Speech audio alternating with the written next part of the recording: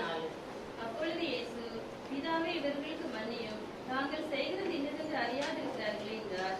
அவருடைய வஸ்திரங்களை அவர்கள் பங்கிட்டு தீட்டு போட்டார்கள். என்றால் அவர் மன்னிக்கிற தேவனாக இருக்கிறார். வேத பிரகாரத்தின்படி நம்ம பார்க்கும்போது ஏன் மன்னிக்கிறார் அப்படி பார்க்கும்போது அவர் நம்ம நாம் செய்கிற அக்கிரமத்தினால நம்ம நினைக்கிறோம் நம்ம ஒண்ணுமே செய்யல இல்லை. ஆனா நம்மளே அறியாம நம்ம இடத்துல என்னது இருக்குன்னு ஆண்டவருக்கு தான் தெரியும். அதனால நாம் செய்கிற அக்கிரமத்தினால அவர் மன்னிக்கிறார். ரெண்டாவது நம்ம பார்ப்போம் 1 யோவான் 1:9 நம்முடைய பாவங்களை மன்னிக்கிறார் என்று பார்ப்போம். ஏன்னா நம்ம பாவம் அது நம்மளுக்கு தெரியாது. பாவத்தில் பல விதங்கள் உண்டு. இப்போ ஒரு பொய் சொல்லியது, மற்றவங்களை பற்றி பேசுகிறது, இதெல்லாம் பாவம்தான். அது நம்ம எப்படினாலும் நம்ம எந்த இடத்தில் இருக்கோமோ அதில் நம்ம நம்மளுக்கு தெரியாமலே சில விஷயங்களில் நம்ம கலந்துகிடியோம். அதனால நம்ம பாவங்களை அவர் மன்னிக்கிறார். திரும்ப நம்ம பார்க்கவும் ஏசாயா 53:5 நம்மளுடைய மீறுதல்களின் மித்தம் அவர் காயப்பட்டு நம்முடைய அக்கிரமங்களின் மித்தம் அவர் நொறுக்கப்படுகிறார் என்று இருக்கிறது. ஏனென்றால் நம்ம அந்த உலகத்துல நம்ம ரட்சிக்கப்பட்ட பிள்ளைகளாக இருந்தாலும் நம்மளிடத்தில் மீறுதல்கள் இருக்கிறது. அதனாலதான் அவர் அந்த ஆண்டவருடைய அந்த வேதத்தில் அப்படி எழுதி இருக்கிறது. உங்களுடைய மீறுதல் நிமித்தம் அவர் காயப்பட்டு நம்முடைய அக்கிரமங்களின் நிமித்தம் அவர் நொறுக்கப்பட்டார் என்று. சங்கீதக்காரர் தாவீதை நம்ம தியானிக்கும் போது இந்த இது சங்கீதம் 51:10 அவரு சொல்லுகிறார், தேவனே சுத்த இருதயத்தை என்னிலே சிருஷ்டியும் என்று. ஏனென்றால் எப்படிதான் நம்ம இருந்தாலும் நம்ம ஒவ்வொரு நாளும் நம்ம பாவங்கள் நம்ம இருதயம் எப்படி இருக்குங்கிறதை நம்ம அதை ஆராய வேண்டும், அலச வேண்டும். அப்பதான் நம்ம பாவங்கள் மன்னிக்கப்படும். அதே அதிகாரத்துல நம்ம பார்ப்போம். சங்கீதக்கார தாவீது சொல்லுகிறார், இயேசுவினால் சுத்திகரியும் என்று. நம்மளும் ஒவ்வொரு நாளும் ஆண்டவரே மன்னியும், எங்களை சுத்திகரியும் என்று அவரிடம் கேட்கும் போது அவர் நம்மளை மன்னிக்கிறார். உதாரணத்துக்கு நம்ம பார்ப்போம், பேதுரு சொல்லுகிறார், ஆண்டவரே நான் உண்மை விட்டு போகவே மாட்டேன் என்று. ஆனா எல்லாம் அறிந்த தேவனுக்கு தெரியும். ஆனாலும் அந்த ஆண்டவர் சொல்லிய பிரகாரம் அந்த பேதுரு மறுதளித்து விடுகிறார். ஆனா வெளியே போய் மனம் கசந்து, ஆண்டவரே தப்பு பண்ணிவிட்டேன் என்று மனம் கசந்து அழுதுகிறார். அதையும் ஆண்டவர் பார்க்கிறார். ஆனா அதே பேதுரு ஆண்டவரை மறுதளித்த பேதுரை நினைத்து மனம் கசந்து அழுத பேதுரை நினைத்து ஆண்டவர் மன்னித்தார். மன்னித்து அந்த பேதுரு ஆண்டவருடைய ஊழியங்களை செய்ய கிருபை செய்தார். அந்த மன்னிப்பு இல்லைன்னா செய்ய முடியாது. அதற்கு பிறகு நம்ம பார்க்கிறோம், அந்த இது மனிதர்கள் நம்மள மன்னிக்க முடியாது. இன்னைக்கு நம்ம உங்களை மன்னிச்சிட்டோம் சொல்லுவாங்க. ஆனா அடுத்த நேரம் அவங்க மனதுல அந்த இது இருக்கும். ஆனா தேவன் மட்டும்தான் நம்மள மன்னிக்க முடியும். ஏனென்றால் உதாரணமாக ஒரு வேதத்தில் நம்ம பார்க்கிறோம், யோவான் 8 ஒரு விபச்சார ஸ்திரிய அந்த மக்கள் அதுல அவங்கள அந்த ஸ்திரிய கொண்டு ஆண்டவரே இவளுக்கு நீங்க தண்டனை கொடுங்க, இவளை கல்லெடுத்து எரிந்து கொள்ள வேண்டும் என்று சொல்லுகிறார்கள். ஆனா தேவன் மன்னிக்கிற தேவன். அப்போ ஆண்டவர் சொல்லுகிறார், சரி நீங்களே உங்களில் யாரு அதற்கு தகுதியாக இருக்கிறீர்களோ நீங்க கல்லெடுத்து எறிங்க என்று ஆண்டவர் சொல்லிவிட்டார். ஆனால் ஆண்டவருக்கு தெரியும் நம்ம எந்த விதத்திலையும் தகுதி கிடையாது. ஏனென்றால் நம்ம தகுதி இருந்தா நம்மளுக்கு அந்த பெருமைகள் வந்துவிடும். ஆனா தேவன் நம்ம தகுதி இல்லாதவர்களை அழைத்து நம்ம ஒவ்வொரு குற்றங்களையும் மன்னிக்கிற தேவன். அதனால ஒருத்தரும் அந்த ஸ்திரீ மேல கல் எறிய அவர்களுக்கு தகுதி இல்லாமல் இருந்த போதிலும் ஆண்டவர் அந்த ஸ்திரிய நானும் உன்னை கல் எறிய போவதில்லை, நான் உன்னை மன்னிக்கிறேன், இனி போய் நீ பாவம் செய்யாதே என்று ஆண்டவர் சொல்லிவிடுகிறார். அதனால நம்ம என்ன ஒரு தப்பிதங்கள் குற்றங்கள் நம்ம இருதயத்தில் வந்தாலும் தேவன் மன்னிக்கிற தேவனாக இருக்கிறார்.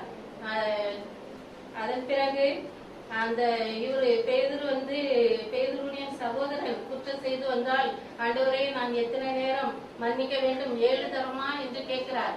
ஆனா ஆண்டவர் சொல்லுகிறார் 7 தரம் இல்ல 70 தரம் மன்னி என்று. அப்போ அது நம்மளுக்கு அதை நம்ம தியானிக்கும் போது நம்ம உணர்த்தப்படுகிறோம். நம்ம இந்த உலக பிரகாரமாக நம்ம சொந்த பந்தமோ இல்ல நம்ம யாரையோ அக்கம் பக்கத்துல இருக்கிறவர்களையோ ஒரு முறை கூட மன்னிக்க நம்ம யோசிக்கிறோம். ஆனா ஆண்டவர் 70 முறை மன்னிக்க சொல்லுகிறார். அதெல்லாம் பெரிய காரியம். அது ஆண்டவர் தான் அது மன்னிக்கிற தேவன். பிறகு நம்ம பார்க்கிறோம் சங்கீதம் 130 சங்கீதக்கார தாவீது சொல்லுகிறார், கர்த்தாவே நீர் அக்கிரமங்களை கவனிப்பீரானால் யார் நிலை நிற்பான் ஆண்டவரே என்று. ஏன்னா நமக்குள்ள அவ்வளவு அக்கிரமங்கள் இருக்கிறது, நம்மளுக்கு தெரியாது. ஆனா தேவன் நமக்கு பயப்படும்படிக்கு உம்மிடத்தில் மன்னிப்பு உண்டு என்று அதே சங்கீதக்காரன் சொல்லுகிறார். அதே போல நம்மளும் நம்ம அக்கிரமங்கள் எல்லாம், நம்ம பாவங்கள் எல்லாம், நம்ம குற்றங்கள் எல்லாம் நினைத்தால் நம்ம நிலை நிற்க முடியாது. ஆனா நம்மளை ஒரு கழுதை போல நம்மளை எடுத்து நம்ம அந்த கழுதையில் அவர் சவாரி செய்தது போல அந்த சவாரியின் மூலமாக அந்த கழுதை மகிமைப்பட்டது போல நம்மளும் நம்மளே அப்படி எடுத்திருக்கிறார். நம்மளும் அதன் பிரகாரமாக ஆண்டவருக்கு ஒரு உபயோகமாக இருக்க நம்மளும் நம்ம வாழ்க்கையில் முயற்சி செய்வோம். கர்த்தர் நம்ம குற்றங்களை எல்லாம் மன்னிக்கிற தேவன். மேலும் கடைசியாக யோவான் 6:40 குமாரனை கண்டு அவரிடத்தில் விசுவாசிக்கிறவன் எவனோ அவன் நித்திய ஜீவனை அடைவதும் நான் அவனை கடைசியாக எழுப்புவதும் என்னை அனுப்பினருடைய சுத்தமா இருக்கிறது என்றார். ஏன்னா இது பிதாவின் சித்தத்தின்படி எல்லாம் நடந்தது. பாவிகளுக்காக ஒரு தரம் மரித்தார். தேவ சித்தம். கர்த்தர் இதுல இந்த ஆண்டவருடைய மன்னிப்பை பற்றி பேச கிருபை செய்ததற்காக நன்றி சொல்லுகிறேன். கர்த்தருடைய நாமம் மகிமைப்படுவதாக.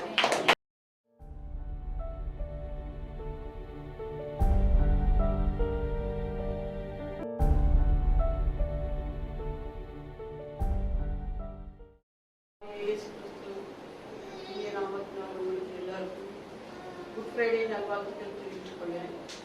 கர்த்தர் தாமே ஆசீர்வதிப்பாராக. நாம் எவரும் தலையில் தாழ்ந்து சோமனும் கர்த்தருடைய பரிசுநாமத்துக்கு மகிமை உண்டாவதாக. கர்த்தர் அடியாரை மட்டும் நடத்தினார். 2வது வார்த்தையை கர்த்தர் பேசும்படியாக கொடுத்தார். பெரிய சிலாக்கத்திற்காக கொடாகோடி நன்றி செலுத்துகிறேன். கர்த்தர் இன்பமாக அவர் பேச வேண்டும். நான் அல்ல, அவர் பேசி அவர் நாமமே மகிமைப்பட வேண்டும். கர்த்தர் தாமே ஆசீர்வதிப்பாராக, பலப்படுத்துவாராக. சிலுவை நாதர் இயேசுவின் பேரொளி வீசிடும் தூய கண்கள். சிலுவை நாதர் இயேசுவின் பேரொளி வீசிடும் தூய கண்கள் என்னை நோக்கி பார்க்கின்றன, நம் காயங்களையும் பார்க்கின்றன. என்னை நோக்கி பார்க்கின்றன, நம் காயங்களையும் பார்க்கின்றன. சிலுவை நாதர் இயேசுவின் என் கையால் பாவங்கள் செய்திட்டால் தம் கையில் காயங்கள் பார்க்கின்றாரே. என் கையால் பாவங்கள் செய்திட்டால் தம் கையில் காயங்கள் பார்க்கின்றாரே. என் காலில் பாவங்கள் செய்திட்டால் தம் காலில் காயங்கள் பார்க்கின்றாரே. சிலுவை நாதர் இயேசுவின்.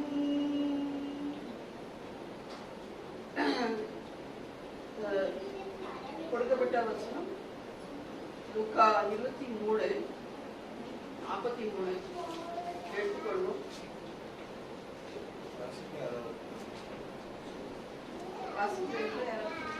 இயேசு அவனை நோக்கி, இன்றைக்கு நீ என்னுடனே கூட பரதீசில் இருப்பாய் என்று மெய்யாகவே உனக்கு சொல்லுகிறேன் என்றார். இயேசு சொல்லக்கூடிய இரண்டாவது ஒரு வார்த்தை, அவர் சிலுவையிலே 7 வார்த்தைகள் கூறினார். முதலாவது மன்னிப்பு, ரட்சிப்பு, 7 பூக்கள், 7 வார்த்தைகளும் முத்துக்கள் போன்ற வார்த்தைகள் 7 பூக்களை குறிக்கிறது.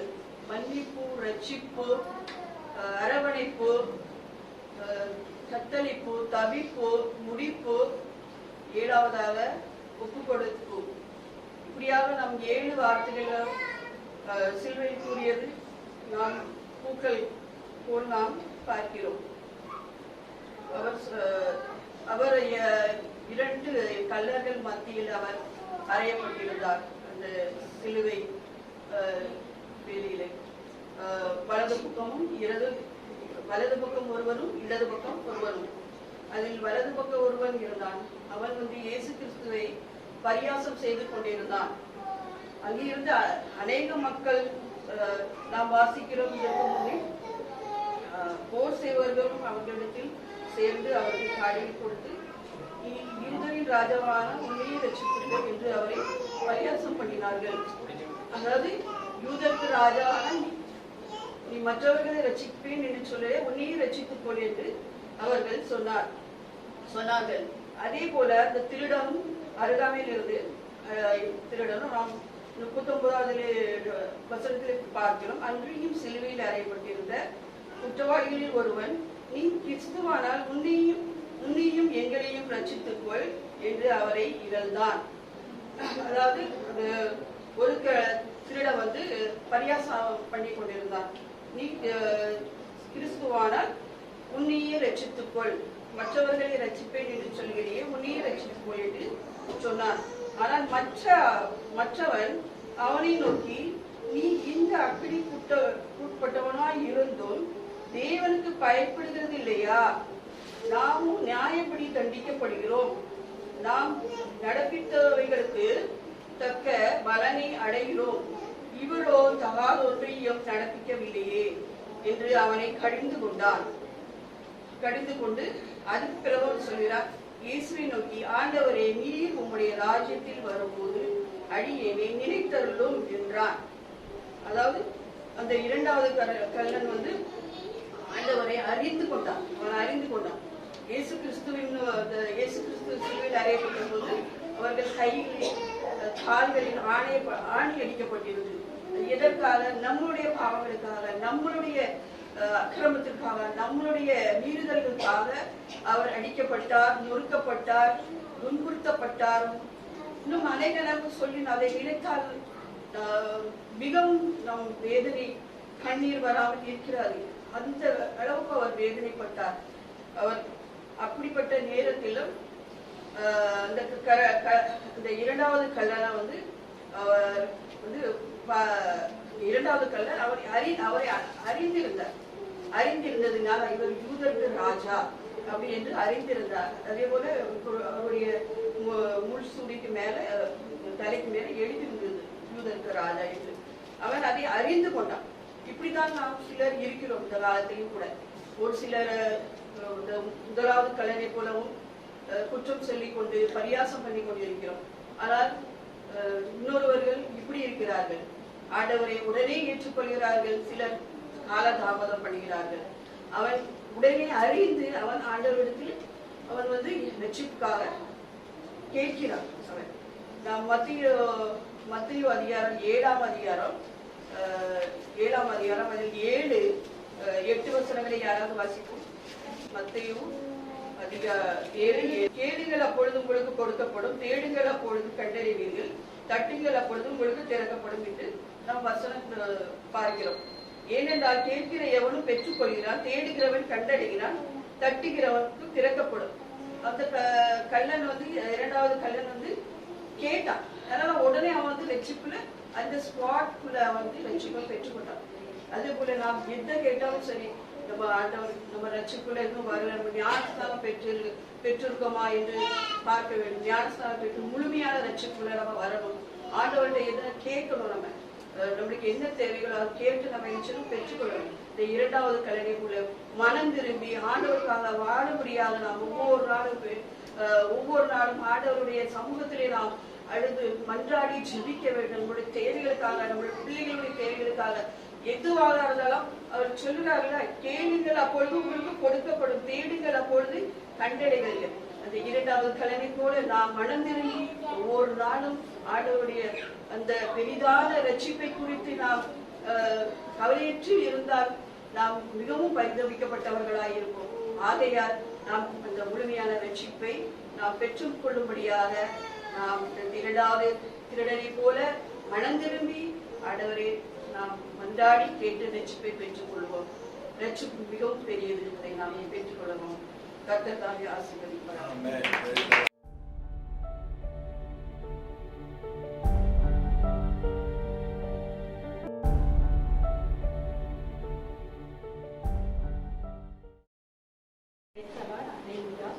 ஜீவனுள்ள தேவனுக்கு சோஸ்திரம். பெரிய வெள்ளிக்கிழமையாகி இன்று இயேசு கிறிஸ்து இந்த உலகத்தை போவதற்கு முன்பு சிலுவையில் அறையப்பட்டபின் சொன்ன 7 வேத வாக்கியங்கள் 3ஆவதான ஜான் 19:27.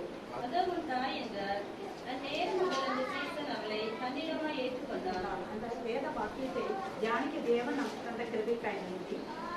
ஆமென் ராஜா. சோஸ்திரம் பேசுவது நாம் இல்லை, பரிசுத்த ஆவியானவர் மூலமா பேசுவது இயேசுவின் நாமத்தின் மூலமாக தெரிஞ்சுக்கிட்டேன். தகப்பனே நீப்பா.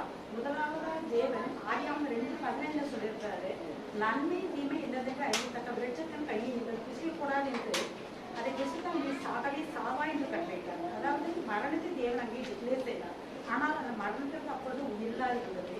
ஆனால் சர்ப்பம் ஆதாமிடம் ஏவாளிடம் பேசி அவளை வஞ்சித்து ஆதாம் ஏவாளும் ஜீவத்தின் கையில் புசித்த போது தேவவார்த்தைக்கு கீழ்ப்படியாமல் அவர்கள் பாவம் செய்தார்கள். பாவத்திலே விழுந்து போனார்கள். ஆதாமும் ஏவாளும் தேவனை விட்டு பிரிந்து போனார்கள். அப்பொழுது பாவத்துக்கு அந்த மரணத்திற்கு உயிர் வந்துவிட்டது. அதான் ரோமன் 6:23 சொல்லப்பட்டது, பாவத்தின் சம்பளம் மரணம் என்று. ரத்தம் சிந்தம் இல்லாமல் பாவத்துக்கு மன்னிப்பு இல்லை என்று எபிரேயர் 9:22 எழுதப்பட்டிருக்கிறது. அதே கொலோசியர் 1:14 படி குமாரனாகி அவருக்குள் அவருடைய ரத்தத்தினாலே பாவ மன்னிப்பாகி மீட்பு நமக்கு உண்டாகும். மரணத்துக்கு அதிகாரிகள் பிசாசானவை எபிரேயர் 6:14 படி மரணத்துக்கு அதிகாரிகள் பிசாசானவை அவர் மரணத்தினால் அழிக்கும்படிக்கும் இயேசு கிறிஸ்துவானவர் மாம்சத்தையும் ரத்தத்தையும் உடையவராய் இந்த பூமிக்கு வந்தார். அவர் மாம்சத்திலே இயேசு கிறிஸ்து இந்த உலகத்தை மாம்சத்திலே வருவதற்கு பிதாவாகி தேவனால் ஆயத்தம் பண்ணப்பட்டவர் அவருடைய தாயாகிய மரியாள். இயேசு உலகத்தில் இருந்த காலத்தில் மார்க் 3:32-35 நாம் படிக்கிறோம். உங்களுடைய தாயார் நான் சகோதரனை தேடுவா என்று சொன்னபோது, என் தாயார் யார், என் சகோதரன் யார், தேவனுடைய சித்தத்தின்படி செய்யும் எவனோ அவனே அவர் எனக்கு சகோதரனுக்கு சகோதரின் தாய்மாயிருக்கா என்று தேவனுக்கு அவர் முதலிடம் கொடுத்தார். ஜான் 2:14 எழுதப்பட்டிருக்கிறது, கானாவூர் கல்யாணத்தில் திராட்சரசம் கொடுக்கப்பட்ட போது இயேசுவின் தாய் அவருக்கு திராட்சரசம் இல்லை என்ற போது, ஸ்திரியே உனக்கும் எனக்கும் என்ன வேலை வரவில்லை என்றார். ஆனால் அவர் தன் உலகத்திற்கு போகும் காலம் வந்தபோது தன் கடமையில் பரவால் ஒரு மகனாய் தன் தாயாகி மரியாதை நமக்கு அன்பாய் இருந்த சீசனம் படைக்கிறார். அதாவது உலக பிரகாரமான தன்னுடைய கடமையை அவர் நிறைவேற்றுகிறார். இந்த நம்ம உலகத்துல எவ்வளவோ பார்க்கலாம், மனுஷங்க தன்னோட தாய் தகவனுக்குரிய மரியாதை கொடுக்கறது இல்லை, அவங்களை முதுமையில் தள்ளி விட்டுறாரு. அப்படி நாம இருக்கக்கூடாது. இப்படி இயேசு தனது கடமையை தன் இந்த உலகத்துக்கு போகும் காலம் வந்தபோது தன் தாய், ஏன்னா நம்ம விசாரிக்கிற இவன் பிரகாரமா மேரி அவங்க சிறு வயதிலே அவங்க விதவையாயிட்டாங்க. ஆனா அதான் அவர் தன்னுடைய தாய் தனியா விட்டு போகக்கூடாது என்று ஒரு மகனாய் தன் தாயாக மரியாதை தனக்கு அன்பாயிரம் ஒப்பு கொடுக்குறாங்க. அதே மாதிரி அவர் ஏன் தனக்கு அன்பாயிரம் கொடுத்தாரு நம்ம வாசிக்கிறோம். மார்க்கு 3:32 மார்க் மத்திய 13:55 நான் எழுதி பார்த்துக்கிறோம். இயேசுக்கு யாக்கோபு, யோசே, சீமான், யூதா என்ற சகோதரர் இருந்தார்கள். ஆனாலும் அவளையும் இயேசுக்கு நம்பிக்கை, ஏன்னா தனக்கு அன்பாயின் சின்னம் கொடுத்தால் தன் தாயினால் அன்பாயிருக்கிறவர்கள் அன்பை வசிக்கிறோம். அன்பு நம்பிக்கை விசுவாசங்கள் அன்பின் தனியே பெரியது என்று அந்த அன்பாயின் அந்த சின்னடம் யோவானிடம் தன் தாய் ஒப்பு கொடுத்தார்களே, தன் தாய் அவன் நன்றாய் கவனிப்பான் என்று தன் கடமை அவன் நன்றாய் செய்தார். அதாவது மார்க் 10:19 எழுதப்பட்ட கற்பனையும் உன் தகப்பனையும் தாயும் கனம் பண்ணுவாங்க என்ற கற்பனையை தேவன் நிறைவேற்றினார். இயேசுவை போல நாமும் ஆவிக்குரிய பிரகாரமாக நம்முடைய வாழ்க்கையில் நம்முடைய தேவனாகிய பிதாவாகிய தேவனுக்கும் கர்த்தராகிய இயேசு கிறிஸ்துவுக்கும் பரிசுத்தமாகக்கூடிய கணத்தை கொடுத்து ஆவிக்குரிய வாழ்க்கை நாம் மேன்மேலும் பல தேவன் நம்மை ஆசீர்வதிப்பாராக. உலகப்புறமான வாழ்க்கையிலும் தன் தாய் தந்தையில் கூடிய நம்ம மரியாதையை அவனுக்கு கொடுத்த கவனத்தை கொடுத்து அவளை கவனித்துக்கொள்ள தேவன் நமக்கு அந்த கிருபை நமக்கு தந்தருவாராக. தேவன் நம்மை ஆசீர்வதிப்பாராக. இந்த பாட்டினை தேவனுக்கு போராடும் நபிகள் இயேசுவின் நாமத்தில் பிதாவே ஆமென்.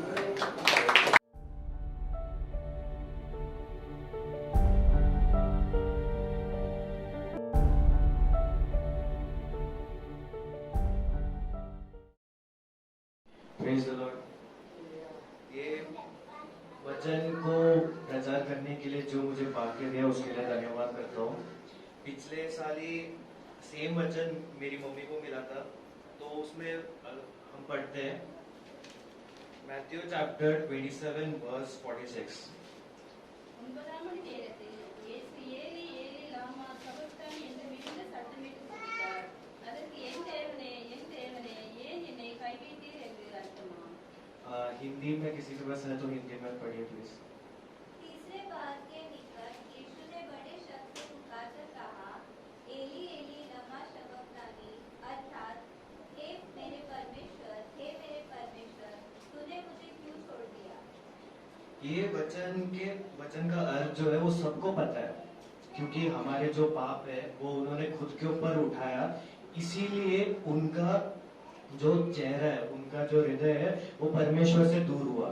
ये हम यशायाह चैप्टर 59 वर्स 2 अगर हम देखते हैं तो यहाँ पे लिखा है हमारे पाप के कारण हम प्रभु से दूर होते हैं। तो अगर दुनिया के हमारे अगर खुद के पाप के कारण हम दूर हो सकते हैं, तो जीसस ने तो पूरी दुनिया के पाप को अपने ऊपर उठाया, उस जमाने के लोगों का नहीं, लेकिन उनके बाद जो पीढ़ी आने वाली है, हजारों पीढ़ियों का भी उन्होंने पाप अपने ऊपर उठा लिया। इसीलिए उनका जो मोह है वो प्रभु से छुपाया गया।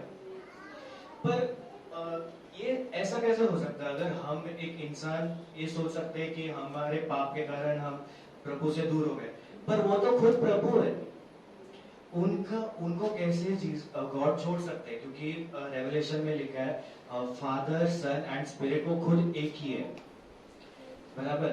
तो उनको वो कैसे छोड़ सकते हैं? क्योंकि अगर हम वो जो मैथ्यू के 26 में अगर हम आए, 26 में गेत्सेमनी के जब वो गार्डन में जब वो प्रेयर करते हैं 26 का 39 वो प्रेयर करते हैं, प्रभु अगर आपकी इच्छा है तो ये कटोरे को मुझसे दूर कर लीजिए, परंतु मेरी नहीं आपकी इच्छा पूरी हो। वो जानते हैं कि प्रभु की इच्छा क्या है, वो क्या होने वाला है। जब वो दुनिया में आने से पहले वो जानते थे कि वो एक दिन क्रूस पे मारे जाएंगे, तो वो क्यों ऐसा बोलते हैं कि नहीं मुझे क्यों प्रभु आपने छोड़ दिया? प्रभु ने नहीं छोड़ा। अगर हम वचन को और ध्यान से देखें, मैं यही वचन को और पढ़े जा रहा था कि सब जानते हैं कि क्यों जीसस ने उनको छोड़ दिया।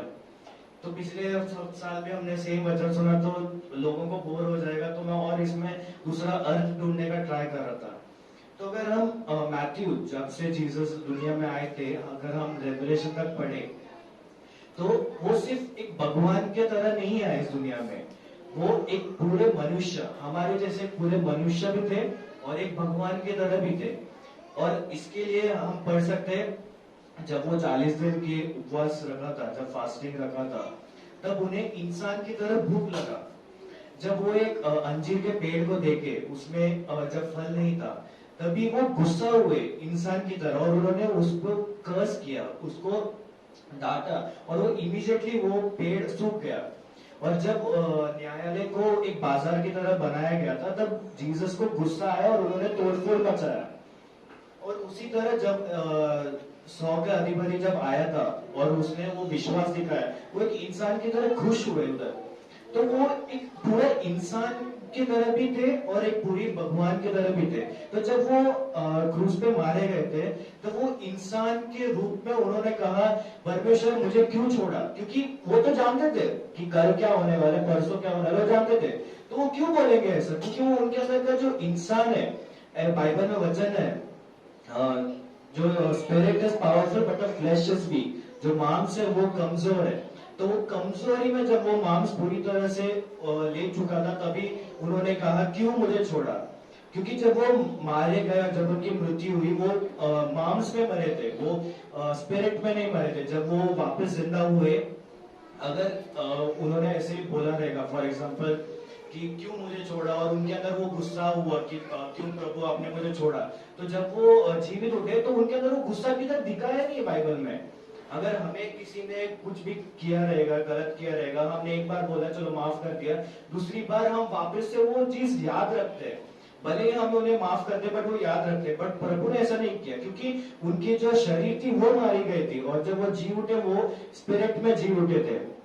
इसी तरह हमारे जीवन में भी बहुत सारे स्थिति आते हैं जब हम शरीर से सोचते हैं, शारीरिक तर्पण।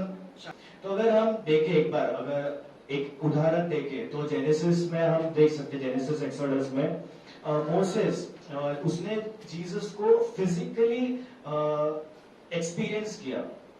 उसने एक इजिप्ट, जब वो टाइम का सबसे बड़ा राज्य था, वहां में अकेले जाके उसने प्रभु के नाम से पूरी जनता को बाहर निकाला। उतना महिमा पाया हुआ वो, जब इस्राएलियों को पानी चाहिए था तो जीसस ने क्या बोला, वो जाके वो पर्वत से बात कर। उसने बात नहीं किया, उसने शरीर में गुस्सा था, उसके अंदर गुस्सा था, वो तंग आ चुका था ये लोगों से, तो उसने वो गुस्से से वो पत्थर पे मारा, तो मारने के कारण वो कानान में नहीं जा पाया। तो ये छोटी छोटी चीजें जब हम हमारे जो देखने का नजरिया है अगर वो बदले, तो हम में से सब अगर यहाँ पे बैठे अपने पिछले दिनों को हम याद करें, तो हम जो चाहते थे हमारे जो शारीरिक पना को जो शांति, तसल्ली दे, खुशी दे, जैसे पैसा, अच्छा घर, ये वो जो भी आशीर्वाद थे, अगर वो हो जाता तो शायद हम आज यहाँ पे नहीं बैठे होते। तो इसी तरह कुछ चीजें जो प्रभु जानता है कि कल क्या होने वाला है, उसे हम शारीरिक पना से ना देखते हुए हमें आत्मा से देखना चाहिए। तभी वो जो कारण हमारे लिए रखा गया है वो हमें मिलेगा, उसके अलावा नहीं मिलेगा। ये वचन सबको सबसे बात किया रहेगा, ऐसे मैं आशा करता हूँ। धन्यवाद।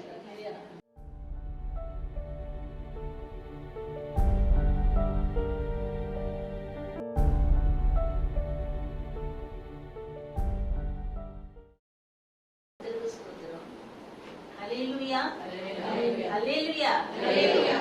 இது யாரும் பார்த்தா உற்சாகம் வந்த மாதிரி இல்ல, இது துக்க வழி அல்ல, இது ஒரு சந்தோஷமான நாள். ஏனென்றால் நாம் இன்றைக்கு இந்த இடத்திலே நாம் இருக்கிறோம் என்றால் தேவன் நமக்கு 2000 வருஷத்துக்கு முன்பதாக தேவன் நம்முடைய பாவங்களுக்காக ஒரு நாள் என்ன செய்தார், மரித்து அவருடைய சிலுவையிலே அவருடைய ரத்தம் முழுவதுமாக சிந்தினார்.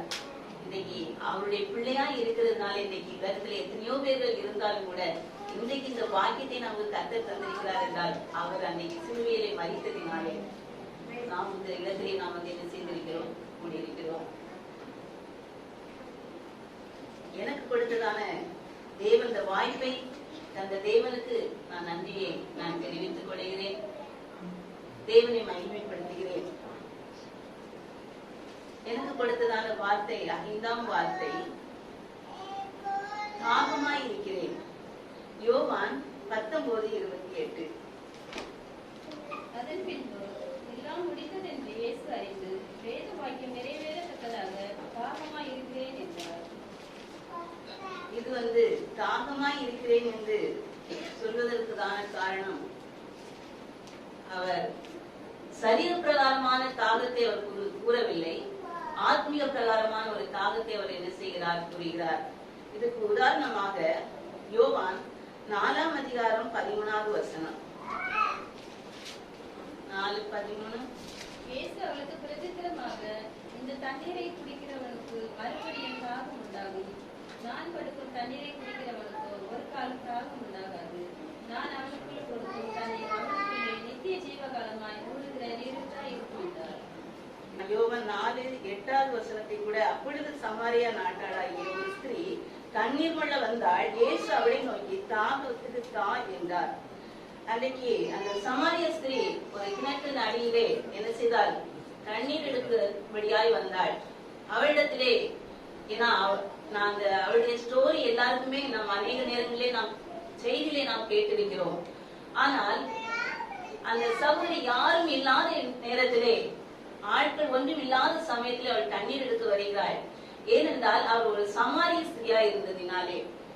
அப்ப தண்ணீருக்கு வரும்போது அவள் செய்த எப்படிப்பட்டதான ஸ்திரீ என்பது யாருக்கு தெரியும், கர்த்தருக்கு தெரியும். அப்ப அப்படிப்பட்டதான நேரத்திலே கர்த்தர் அவளை தேடி கடந்து வருகிறார் அந்த கிணற்றின் அருகிலே. ஏனென்றால் அவளை குறித்ததான, அவளுடைய ஆத்மாவை குறித்ததான ஒரு தாகம் அவளுக்குள்ளாய் இருந்தது. அந்த தாகம் இருந்ததினாலே அவளை தேடி என்ன செய்கிறார், அந்த கிணற்றின் அருகிலே கடந்து வருகிறார். தாகத்துக்கு குடிக்க, தாகத்திற்கு எனக்கு தாய் என்று சொல்லி. அப்பொழுது அவள் சொல்லுகிறாள், நீ யூதனாய் இருக்க சமாரியாகி என்னிடத்தில் என் தாகத்துக்கு தாய் என்று கேட்கிறேன் என்று சொல்லி அவள் கேட்கிறார் இயேசுவை பார்த்து. அப்பொழுது அந்த ஸ்திரீ இயேசுவை ஒரு மனிதனாக தான் பார்த்தாள், ஒரு கிறிஸ்துவாய் அவள் பார்க்கவில்லை. ஒரு மனிதனாய் பார்த்ததினாலேதான் அவள் என்ன செய்கிறாள், இவ்விதமாக சொல்லுகிறாள். அப்ப அப்படி சொல்லும் போதுதான் அந்த 13வது வசனத்திலே சொல்லுகிறார், இயேசு அவளுக்கு பிரதித்திரமாக இந்த தண்ணீரை குடிக்கிறவனுக்கு மறுபடியும் தாகம் உண்டாகும் என்று சொல்லி. அப்போ அவர் எந்த தாகத்தை குறித்து கேட்கிறார் என்றால் அவருடைய ஆத்மீக தாகத்தை குறித்து அவர் என்ன செய்கிறார், சொல்லுகிறார். இன்றைக்கு கூட நாம் ரட்சிக்கப்பட்டு இந்த இடத்திலே நாம் தேவனை ஆராதிக்கும்படியாய் அவருடைய பாடு மரணத்தை தியானிக்கும்படியாய் நாம் இந்த இடத்திலே நாம் கடந்து வந்திருக்கிறோம். இன்னைக்கு நாமும் கூட ஒரு நாள் பாவியாக இருந்ததான, தேவனை அறியாமல் இருந்ததான நம்மை தேடி நம்மளை என்ன செய்தார், அன்றைக்கு சமாரிய ஸ்திரியை அந்த கிணற்றின் அருகிலே தேடி கடந்து சென்றது போல நம்மளை கூட இந்த நாட்களிலே நாம் ஒரு நீதிமானாய் இருக்கிறதுனாலே தேவன் நம்மளை தேடி வரவில்லை. பாவியாக இருந்ததினாலே, அவரை அறியாமல் இருந்ததினாலே நம்மளை தேடி ஒரு நாள் நம்மளை ரட்சித்தார் பிரியமானவர்களே. ஆனால் இன்றைக்கு ரட்சிக்கப்பட்டு இந்த இடத்திலே நாம் கடந்து வந்திருக்கிறோம். நாம் இன்றைக்கு நம்மளை சுற்றிலும் எத்தனையோ ஆத்துமாக்கள் அழிந்து கொண்டிருக்கிறார்கள். இன்றைக்கு காலேஜ் படிக்கிற பிள்ளைகள், வாலிபர்கள், தேவன் என்னை வாலிப வயதில் தான் ரட்சித்தார். அந்த ரட்சித்த நாட்களிலே நான் அநேகருக்காக, வாலிபர்களுக்காக நான் அதிகமாய் நான் பாரம் எடுத்து ஜெபித்தது உண்டு. இன்றைக்கும் அந்த பாரம் என்னிடத்தில் உண்டு. இன்னைக்கு உலகத்திலே வாலிபர்கள் எத்தனையோ விதத்திலே பாவத்திற்குள்ளாய் கடந்து செல்கிறார்கள். அப்போ அப்படிப்பட்டதான ஆத்மாக்களுக்காய் நாம் என்ன செய்ய வேண்டும், ஜெபிக்கிறவர்களாய் நாம் மாற வேண்டும். அது மாத்திரமல்ல, இன்னைக்கு நமக்கு எத்தனையோ சமயங்களை தந்திருக்கிறார், நேரங்களை தந்திருக்கிறார். நாம் அப்படிப்பட்டதானவர்களுக்காய், சத்தியத்தை சொல்லுவதற்காய் அந்த தாகம் நமக்குள்ளாய் கடந்து வர வேண்டும். பிரியமானவர்களே, நாம் இன்னைக்கு சத்தியத்தை அறிந்திருக்கிறோம். ஏதாவது ஒரு விதத்திலே நாம் இன்னைக்கு நம்மளை ரட்சித்த விதத்தை ஒரு இடத்திலே சொல்லுவது கூட அந்த ஆத்மாக்களை ஆதாயம் பண்ணுவதற்கு ஒரு இதாக தான் காணப்படும். அந்த தாகம், ஒரு ஆத்மீய தாகம் இன்னைக்கு நம்முடைய அருகாமையில் இருக்கிறவர்கள், நம்முடைய உடன்பிறப்புகள், நம்முடைய சொந்த பந்தங்கள் கூட இன்னைக்கு ரட்சிக்கப்படாமல் இருக்கிறார்கள். அவர்களை குறித்ததான் ஒரு தாகம் நமக்குள்ளாய் கடந்து வர வேண்டும். இது அப்படிப்பட்டதான் ஒரு தாகத்தை குறிக்கிறது. இன்னைக்கு நாம் வேலைக்கு போய்விட்டு கடந்து வருகிறோம். இன்னைக்கு இங்கே படிக்கிற பிள்ளைகளுக்கு எல்லா லாங்குவேஜும் தெரியும். உங்களுக்கு கூடுமான வரையிலும் இயேசுவை பற்றி ஒருத்தரிடத்திலேயாவது நாம் என்ன செய்ய வேண்டும், சொல்ல வேண்டும். அப்படிப்பட்டதான் ஒரு தாகம் இன்றைக்கு வாலிபர் உள்ளத்திலே இருக்க வேண்டும். பிரியமானவர்களே, நான் ஒரு பாரத்தோடு இந்த வார்த்தையை நான் உங்களிடத்திலே நான் சொல்லுகிறேன். ஒரு நாள் நம்மிடத்திலே உனக்கு இத்தனை சமயங்களை தந்தேனே, நாம் உலக பிரகாரமான எத்தனையோ காரியங்களை நாம் பேசுகிறோம். தேவனுடைய வார்த்தை, ஒரு வார்த்தை அந்த ஜனங்களுக்கு சொல்லும் போது, அட்லீஸ்ட் அவர்கள் பலவீனமாக இருக்கும்போது நான் உங்களுக்காக ஜெபிக்கிறேன், கர்த்தர் உங்களுக்கு ஒரு விடுதலை தருவார் என்றுதான அந்த ஒரு வார்த்தை சொன்னால் கூட நீங்க அவர்களுக்காக நீங்கள் ஜெபிப்பீர்கள் என்றால் தேவன் நாங்கள் கிரியை செய்வதற்கு எப்படிப்பட்டவராக இருக்கிறார், வல்லமை உள்ளவராக இருக்கிறார். அல்லேலூயா.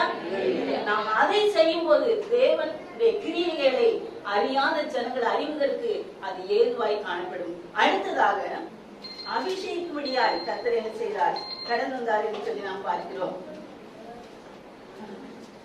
இன்றைக்கு நாம் ரட்சிக்கப்பட்டிருக்கிறோம். நாம் என்ன செய்ய வேண்டும், அபிஷேகத்தை என்ன செய்ய வேண்டும், நாம் பெற்றுக்கொள்ள வேண்டும். இன்னைக்கு ஒவ்வொருவரும் தாகத்தோடு அந்த அபிஷேகத்தை நாம் என்ன செய்வோம், பெற்றுக்கொள்வோம். பிரியமானவர்களே, அந்த தாகம் நமக்குள்ளாய் கடந்து வர வேண்டும். அவர் ஆத்மாவை குறித்துதான் ஒரு தாகம் நாம் கடந்து வர வேண்டும். இரண்டாவது, நாம் அபிஷேகத்தை பெற்றுக்கொள்ள வேண்டும் என்றுதான் ஒரு தாகம் கடந்து வர வேண்டும். அதிலே நாம் வெளிப்படுத்தல தாகமாய் இருக்கிறவருக்கு அவர் என்ன செய்கிறார், ஜீவ தண்ணீர் நமக்குள்ளாய் அந்த தாகம் கடந்து வர வேண்டும். நாம் ரட்சிக்கப்பட்டு விட்டோம், ஞானஸ்நானம் எடுத்து விட்டோம். ஆனால் அடுத்ததாக நாம் அபிஷேகத்தை பெற்றுக்கொள்ள வேண்டும். அந்த அபிஷேகம் தான் நம்முடைய ஒரு நாள் என்ன செய்யும், பரலோகத்திலே கொண்டு சேர்க்கப்படும். அடுத்ததாக மூணாவது ஒரு பாயிண்ட் சகரியா காம்போஸ் 8:11-13 வசனம் கிடைக்கக்கூடாத ஒரு தாகம் கடந்து வரப் போகிறது. அந்த நாட்கள் வருவதற்கு முன்பதாக நாம் என்ன செய்ய வேண்டும்? நாம் கர்த்தருக்குள்ளாய் நாம் என்ன செய்ய வேண்டும்? மனம் திரும்ப வேண்டும். நாம் மனம் திரும்பினர் மாத்திரமல்ல, ஏனென்றால் காலம் கடைசி கொண்டிருக்கிறது. இந்த வசனத்தை கேட்கிறதான ஒவ்வொரு கர்த்தருடைய பிள்ளைகளும் ஒரு நாள் ராக்காலம் வரப்போகிறது. அந்த ராக்காலத்திற்கு முன்பதாக தேவனை யாவரும் அறிந்து கொள்ளும்படியாய் நாம் கிழக்கிலே நிற்போம். தேவனுக்காக ஏதாவது ஒரு காரியத்தை நாம் செய்கிறவர்களாய் காணப்பட வேண்டும். தேவனுடைய வார்த்தையை சொல்கிறவர்களாய், அது மாத்திரமல்ல தேவனை சாட்சியாய் ஜீவிக்கிறவர்களாய், தேவனுக்கு கொடுக்கிற ஏதாவது ஒரு விதத்திலே கொடுக்கிறவர்களாய் அல்லவற்றால் தாங்குகிறவர்களாய், தேவனுக்கு என்று ஊழியம் செய்கிறவர்களாய் நாம் மாறும். பிரியமானவர்களே, தேவன் தாமே இந்த வார்த்தைகளை ஆசீர்வதிப்பாராக.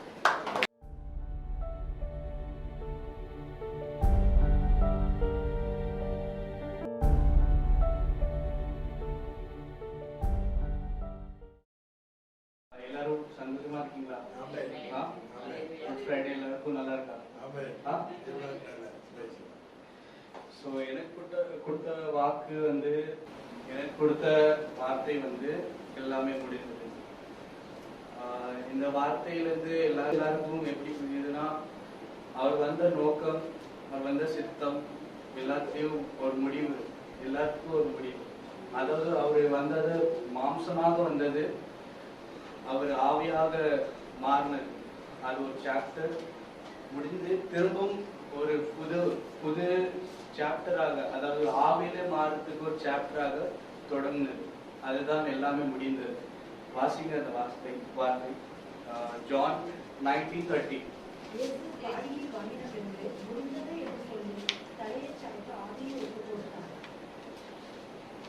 தேங்க்யூ. ஸோ இந்த வார்த்தை வந்ததுக்காக தேவனுக்கு நன்றி, பாஸ்டர் நன்றி. இது படிக்கும் போது தேவனால் கூடும், இது ஒரு தேவனால் மட்டும்தான் கூடும் சொல்றதுக்கு. எல்லாமே முடிந்தது, வேற யாராலும் கூடாது. ஏன்னா பாத்தீங்கன்னா இந்த மாதிரி பரிசுத்தமான வாழ்க்கையை பைபிள்ல யாருமே வாழ்ந்ததே இல்லை. அந்த வார்த்தை வந்து தேவனால் மட்டும்தான் கூடும். அப்புறம் பாத்தீங்கன்னா அவர் வந்த நோக்கம் வந்து, நீங்க லூக்கால படிக்கும் போது லூக்கா 19:10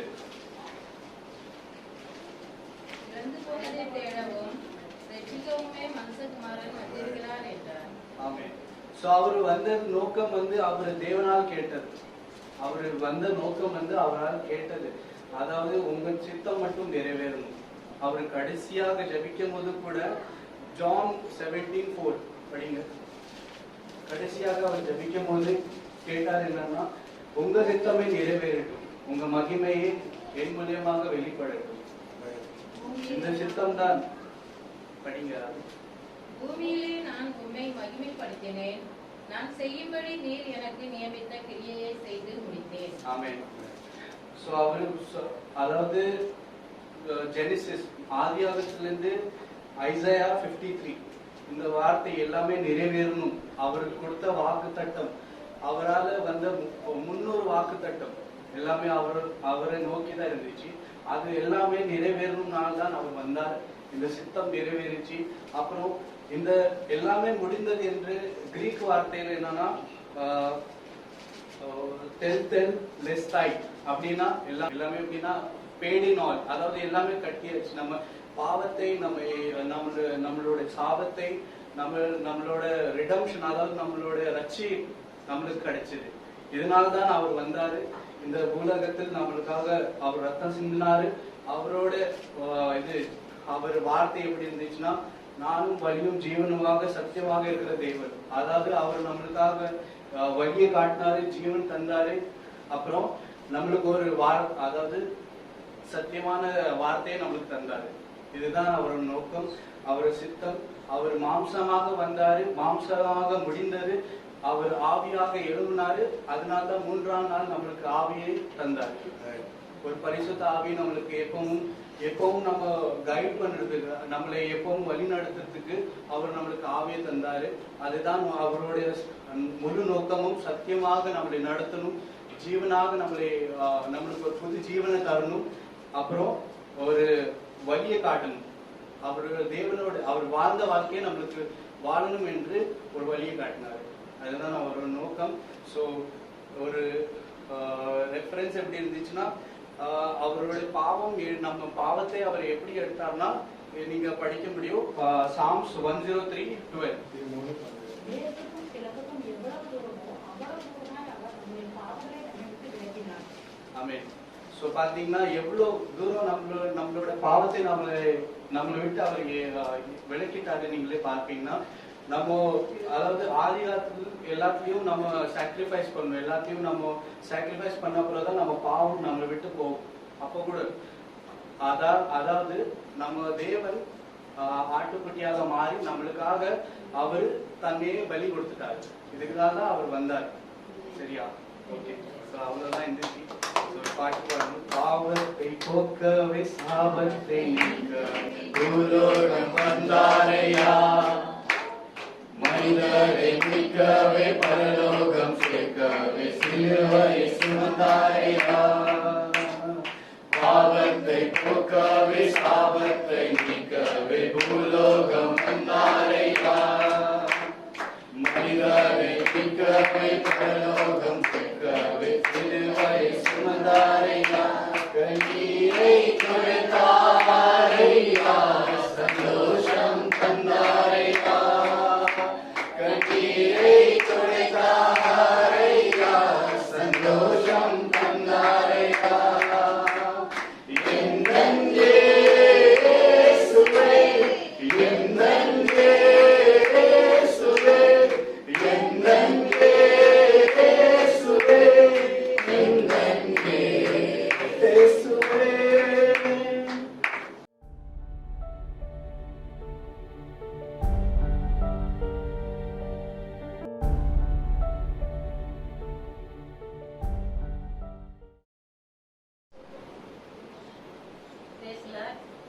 தேவன் இந்த நேரத்தை கொடுத்ததற்காக நான் அவருக்கு நன்றி செலுத்துகிறேன். ஏழாவது வார்த்தையை பேசும்படியான கிருபைகளை எனக்கு தேவன் தந்ததற்காக நான் அவருக்கு நன்றி செலுத்துகிறேன். வாசிப்பு நம்முடைய ஆத்மாவுக்கு பிரயோஜனமாக லூக்கா எழுதின சுவிசேஷம் 23வது அதிகாரம் 46வது வசனம். இயேசு, பிதாவே, உம்முடைய கைகளில் என் ஆவியை ஒப்புவிக்கிறேன் என்று மகா சத்தமாய் கூப்பிட்டு சொன்னார். இப்படி சொல்லி ஜீவனை விட்டார். ஆமென். இயேசு, பிதாவே, உடைய கைகளில் என் ஆவியை ஒப்புவிக்கிறேன் என்று மகா சத்தமாய் கூப்பிட்டு சொன்னார். இப்படி சொல்லி ஜீவனை விட்டார். இந்த வார்த்தை எப்படி பேச வேண்டும் என்று சொல்லி நான் மிகவும் யோசித்துக் கொண்டிருந்தேன். ஆனாலும் தேவன் என்னோடு பேசின வார்த்தை இந்த நேரத்தில் நான் உங்களோடு பகிர்ந்து கொள்கிறேன். தேவன் தாமே உங்களை எல்லாருக்கும் இதை ஆசீர்வாதமாக மாற்றி தருவார் என்று விசுவாசிக்கிறேன்.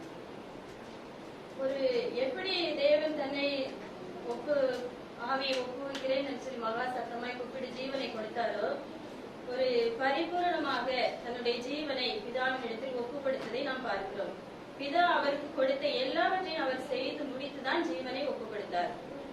அதற்கு காரணம் என்ன என்று நாம் பார்ப்போம். அவர் செய்த காரியம் என்ன என்று பார்க்க போகிறோம். அவரை எதற்காக இந்த உலகத்தில் அனுப்பினார்? பிதாவின் சித்தம் என்ன? அவர் இந்த உலகத்திற்கு வருவதற்கு காரணம் என்ன? அவர் எல்லாவற்றையும் செய்து முடிக்கிறதற்கு காரணம் என்ன? முதலாவது நாம் வாசிப்போம்.